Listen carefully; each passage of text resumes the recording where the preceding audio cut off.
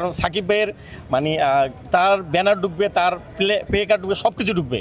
কারণ তাকে আসলে ভুলে যাওয়ার মানে এই জাতি যদি ভুলে যায় মানে জাতি তো কখনোই ভুলবে না। কিছু মানুষ দুষ্টু মানুষ আছে কিছু, সে সাকিব ভাই, আমাদের ক্রিকেটের সাকিব ভাই, তার ব্যানার ফেস্টুনে ঢুকবে মাঠে। এটা আসলে মানে কেউ যদি বাধা দেয়, কেউ যদি এটা মানে ছিঁড়ে ফেলায়, তাকে মনে করি যে তার চাকরি থেকে আউট করে দেওয়া দরকার। রিপুন মণ্ডল যে বল ওভারটা করলো, 5 না 6 রান দিল, যেখানে লাস্ট ওভারে কিন্তু 15-20 রান হয়ে যায়। ভালো ভালো ব্যাটসম্যান ছিল। তারপরে চিরঙ্গা এসে মানে দুর্দান্ত ফিনিশার তৌহিদ হৃদয়, সেই সাথে হচ্ছে আমাদের মিস্টার 360 শামীম পাটোয়ারি। আমি ওকে বলতেছিলাম যে তুমি খুবই লাকি, এত সুন্দর পিচ বানাইছো, বাংলাদেশ জিতছে। ও বললো যে আমি কিছুই না, সব হচ্ছে উপরে আল্লাহ। এইভাবে বললো আল্লাহ আল্লাহ, মনটা ভরে গেল আসলে যে ও আমাদের ধর্মের না, ও আরেকটা ধর্মের। তারপরও ও বললো সব কিছু আল্লাহ, তার সাথেই এত ভালো হয়েছে, তাতেই বাংলাদেশ জিতছে। খুবই আনন্দ। এই কারণেই মানে নিউজিল্যান্ড টিম কিন্তু বিশ্বকাপ ফাইনালে খেলছে, একটু আফসোস হয় আমাদের যে আমাদের এত সুন্দর টিম, এত ভালো টিম, এই টিম আসলে গেল না, ওয়ার্ল্ড কাপে খেললো না, একটু আফসোস। তবে দুর্দান্ত ম্যাচ ছিল। শুরুতে যেটা বলবো যে মানে লাস্টের দিকে রিপুন মণ্ডল যে বল ওভারটা করলো, 5 না 6 রান দিল, যেখানে লাস্ট ওভারে কিন্তু 15-20 রান হয়ে যায়। ভালো ভালো ব্যাটসম্যান ছিল সেখানে। রিপুন মণ্ডল মানে একটা ভালো প্লাস পয়েন্ট ছিল যে সেখানে তিনি রান সেভ করছে এবং বাংলাদেশ ওখানে একটু আগে গেছে। 20টা রান মনে হচ্ছে নিউজিল্যান্ড কম করছে, কারণ 10 ওভারে ওরা ছিল 100 রান, সেখানে 220 রান কিন্তু আনাইস হয়, কারণ ওরা ভালো ভালো ব্যাটসম্যান। সেখানে কিন্তু 182-83 আমরা কিন্তু ওদের আটকে দিছি। তা সেক্ষেত্রে বলবো যে মানে 3টা উইকেট খুব তাড়াতাড়ি আমার পড়ে গেল, রান রেটও আপনার অনেক বেড়ে গেছে। সেখান থেকে মানে কি বলবো আমি যে তৌহিদ হৃদয় ঢাকাতে 2টা ম্যাচ, একটা 2টা ম্যাচ ফিনিশ দিছে।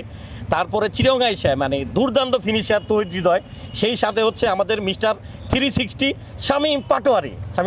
এমনিতে একটু চাপে ছিল সেখানে।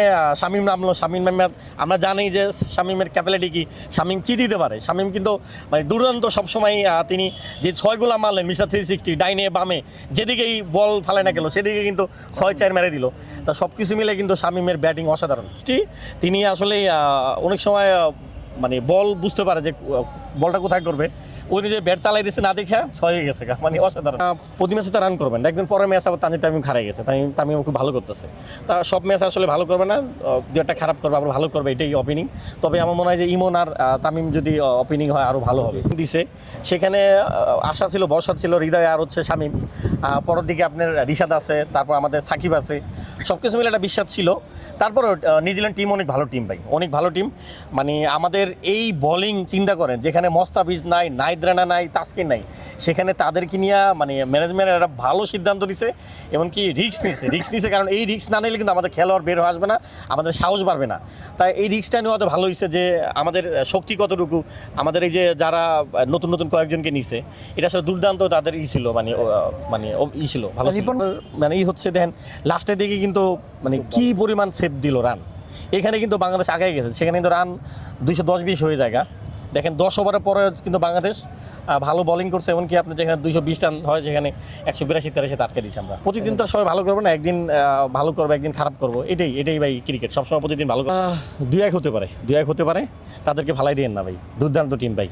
মানে এরকম IPL-এ যেরকম 2-3 টিম হয় না ইন্ডিয়াতে, এরকম নিউজিল্যান্ড চাইলে 2-3 টিম বানাইতে পারে। তাদের ক্রিকেটের এত কাঠামো, এত শক্তিশালী, 50-60 লক্ষ মানুষ ভাই, চিন্তা করেন। সেখান থেকে ওরা প্রতি বছর সেমিফাইনালে, ওয়ার্ল্ড কাপের ফাইনালে খেলে, তারপরে টেস্টে বলেন, ওয়ানডে বলেন, সব ফর্মেটেই ওরা দুর্দান্ত। সাধারণ লাগছে যে মানে অনেক সময় ওরা ক্যাচ ধরতেছে। দেখেন এরা কিন্তু এই নিয়মিত কিন্তু বিভিন্ন ক্লাবে খেলে। এই যে ইন্টারন্যাশনাল খেলোয়াড়দের সাথে কথা বলা, হাই হ্যালো দেওয়া, দেখলাম নুরুল হাসান সোহান গ্লাভস দিল একজন স্টারকে, তা এইটাতে কিন্তু তাদের সাহস বাড়ে।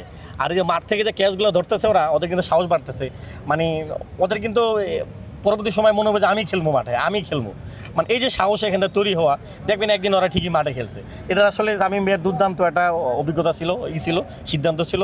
মানে এরকম ফিউচারে দেখা যাবে যে তিনি আরও অনেক মানে ক্রিকেটে যে উন্নত কীভাবে করা যায়, আরও অনেক কিছু তার কাছ থেকে আমরা দেখতে পারবো।